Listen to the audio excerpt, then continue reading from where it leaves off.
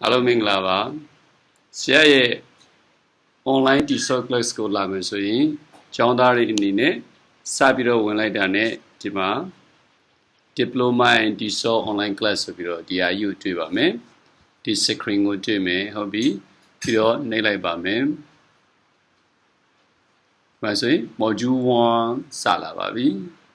module 1မှာဘာတွေပါလဲဆိုတာ content တွေပြောထားတယ် module 1 first language acquisition second language acquisition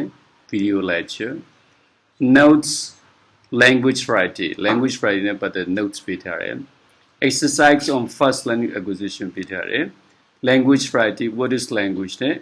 graduation ဆိုတဲ့ဆရာကြော်ညာ photo လေးပေးထားပါတယ်ပထမ module 1ကိုစကြည့်အောင် module 1မှာ what is language ဆိုတာပါတယ်ဟုတ်ပြီနော်အဲ့လို module 1ကိုဖတ်ရင်နဲ့တော့ပါမယ်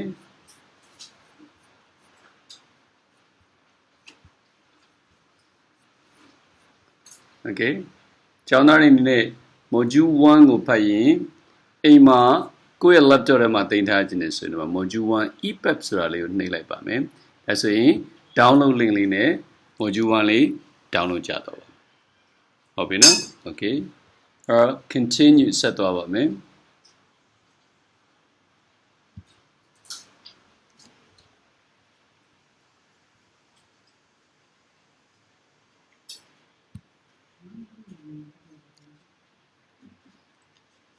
First language acquisition ကိုဆရာ video lecture ပေးထားပါတယ်အဲ့ဒီ video lecture လေးကိုနားထောင်ပါမယ်ဆရာမတို့ဒီဟာလေးကို click လိုက်ပြီးတော့နားထောင်လိုက်ရပါပြီ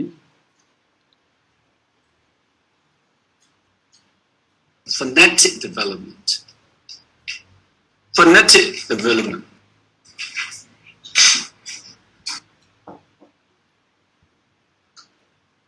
the murder ဒီမှာ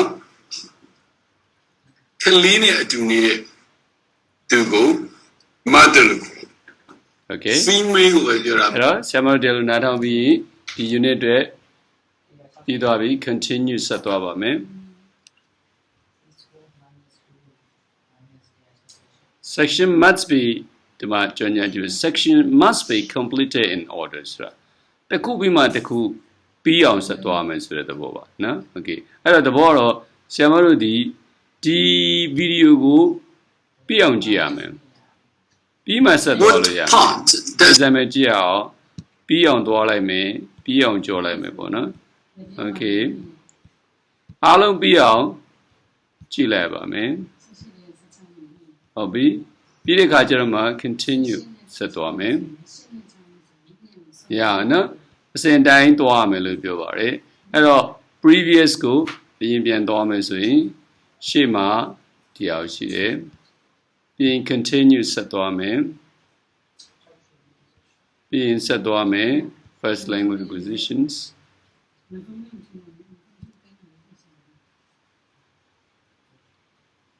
ဆက်သွားပါမယ်ဟုတ်ပြီပြီးတော့ second language acquisition video ရှိပါတယ်ဒီမှာဟုတ်ပြီနော် second language acquisition video ရှိတယ်ဆရာမတို့စာမဖတ်မချင်းသူကဆက်သွားခွင့်မပေးဘူးပေါ့ Okay ဒါကိုကြည့်ပြီးတော့ဖတ်ပြီးတော့မှဆက်သွားလို့ရမယ်ဆိုတဲ့သဘောပါအဲ့တော့ပြန်ကြည့်ရအောင် module 1 first language acquisition second language ပြီး module 2 log လုပ်ထားသေးတယ်ဆရာမတို့မရောက်သေးလို့ပေါ့ module 3 log လုပ်ထားအောင်မယ် module 4 log လုပ်ထားအောင်မယ်ပေါ့ဒါအခြေခံအချက်တွေပါပဲ